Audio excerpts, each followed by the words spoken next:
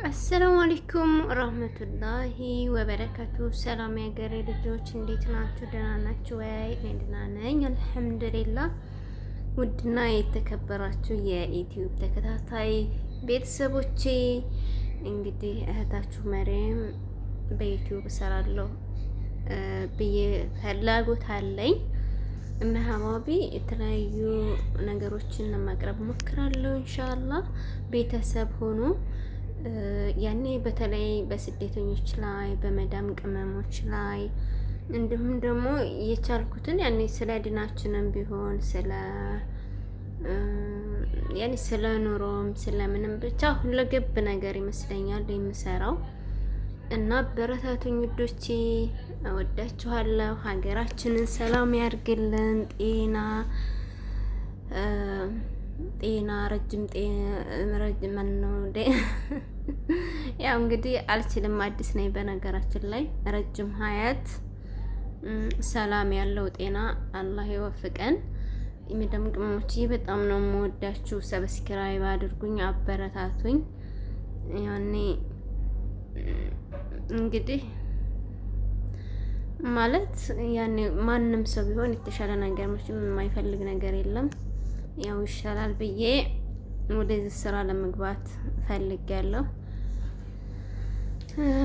ማህበረሰቡንም ሀገርንም ሃይማኖትንም የማይጎዳ ነገር ለመስራት እሞክራለሁ። ኢንሻአላህ አበረታቱኝ፣ ማለት ሼር አድርጉልኝ፣ ለምታውቁት ሰው ሰብስክራይብ ያድርጉኝ ምናምን እና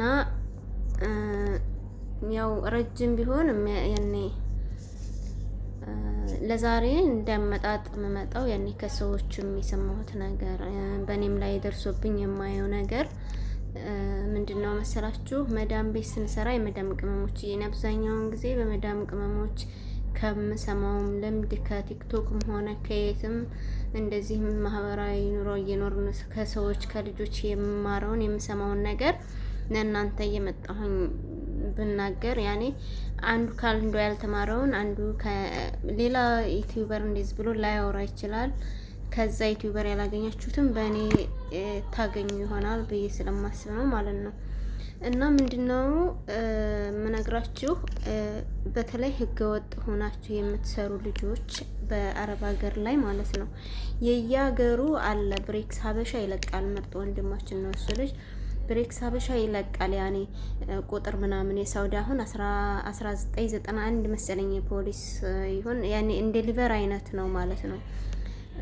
የኢማራት ደግሞ 8404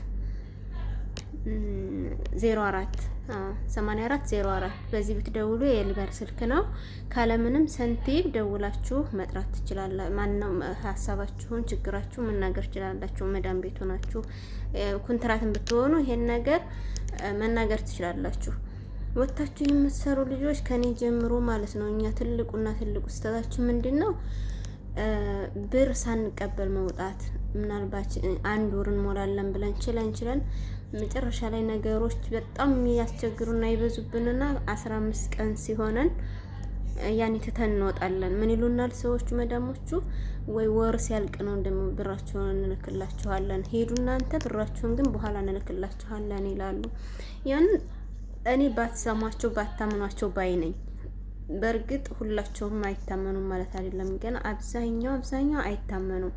እና ምንድነው ማድረግ ያለብን? ሳንቀበል አንወጣም። እንደዛ ከሆነ ማሰጡን ከሆነ ፖሊስ እንጠራለን በሏቸው። የምር ያን ይፈራሉ እነሱ ራሱ። የ50,000 ድርሃም ቅጣት ነው ያለባቸው። አንድ ህገወጥ የሆነ ሰራተኛ አጠገባቸው ስትሰራ የ50,000 ድርሃም ቅጣት አለባቸው። እና ውዶቼ የምላችሁ ያኔ እንደዚህ አስፈራሯቸው። ነገር በጣም ነው የሚፈሩት። ከኛ ይልቅ እነሱ ናቸው በነገራችን ላይ ፖሊስ የሚፈሩት። እና ምንድነው የምላችሁ? ደውሉ 8404 የምትደውሉ 999 የምትደውሉ እናንተ ይተባበሯችኋል ማለት ነው። እና ብራችሁን ትንሽም ቢሆን ብዙም ቢሆን ቢያንስ እንቅልፋታችሁበታል። ብዙ ነገር ያጣችሁበት ነገር ነው እና በዛ እነሰሳትሉ ያኔ እንደዚህ እናደርጋለን ስትሏቸው ብቻ በፍራቻ ይሰጧችኋል ማለት ነው ውዶቼ።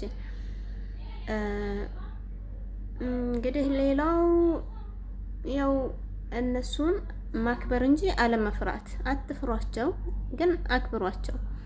ምክንያቱም ፍርሃት ሌላ ነው፣ መከባበር ሌላ ነው።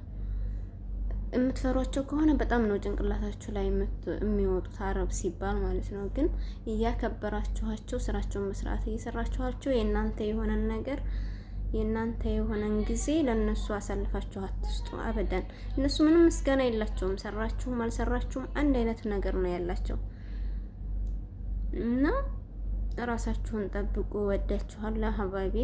ለዛሬ እንኳን ከዚህ የበለጠ ማስረዘም አልፈልግም። ይሄው የሚረዘመ ነው የሚመስለኝ እና ሀባቢ በተቻላችሁ አቅም ሰብስክራይብ ሼር አድርጉኝ፣ አበረታቱኝ ውዶቼ ሀባቢ።